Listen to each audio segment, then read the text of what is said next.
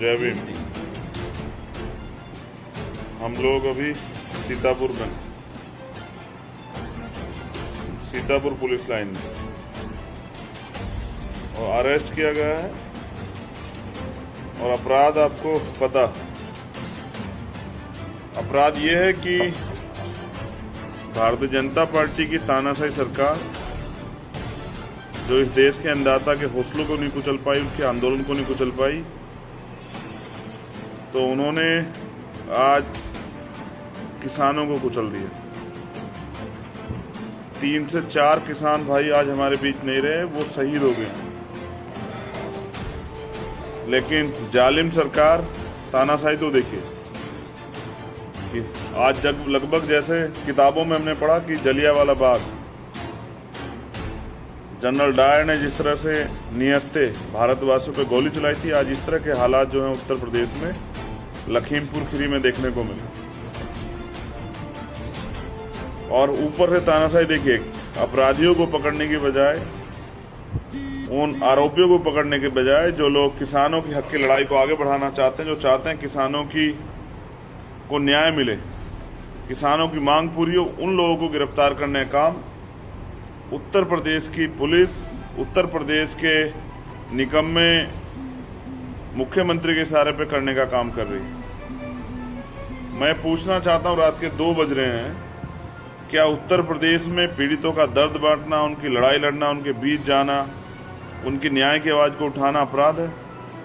और अगर ये अपराध है तो फिर हम सब लोग हैं किस लिए? अगर हम जनता की आवाज़ को नहीं उठा सकते हैं, देश के अन्नदाता के साथ नहीं खड़े हो सकते हैं, उनके दुख सुख को नहीं बांट सकते हैं, तो फिर हम लोग किस लिए हैं? आज अन्नदाता कुचला जा रहा है, कल किसी और का नंबर होगा।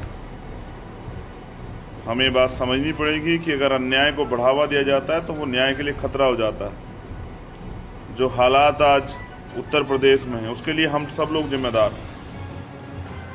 अगर हमने इस सरकार का मुंह तोड़ जवाब उसी समय दिया था जब किसानों के खिलाफ कानून लागू हुए थे और हम किसानों के साथ खड़े हो जाते, हम लोगों का तो प्रयास रहा था, लेकिन प्रदेश की जनता सरकार के झूठे बहकाव में आती रही और वो लोग नहीं खड़े हुए। उसका खामियाजा भुगतना पड़ा कि आज ये तानाशाही बढ़ गई। लेकिन कहते हैं ना कि साच को आंच नहीं, झूठ के पैर नहीं होते, और सत्य छिप सकता है लेकिन पराजित नहीं हो सकता। किसान जीतेंगे, देश का अन्नदाता जीतेगा। हम सब लोग उनकी लड़ाई में साथ खड़े हैं। हम किसान परिवारों से भी मिलेंगे जिन्होंने अपने बच्चे खो दिए हैं, किसने अपना बेटा खो दिया है, किसने अपना पति खो दिया है, किसने अपना भाई खो दिया है।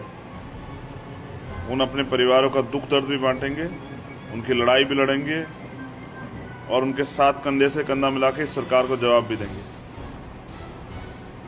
मैं तो पहले से जानता था कि सरकार जो है तानाशाही करेगी, लेकिन हम तो कहते हैं ना कि सरफरोशी की तमन्ना अब हमारे दिल में है और देखना है जोर कितना बाजुए कातिल में। तो इस सरकार की तानाशाही का जवाब दिया जाएगा। हम लोग मैदान में हैं और मेरा प्रयास रहेगा कि मैं वहाँ ज़रूर जाऊँ, रास्ता चाहे कोई भी हो और संघर्ष चाहे कितना भी करना पड़े, रात हो दिन हो या आंधी तूफान, किसानों के बीच जाके उनकी लड़ाई को आगे बढ़ाना, यही लक्ष्य लेके हम लोग यहाँ हैं।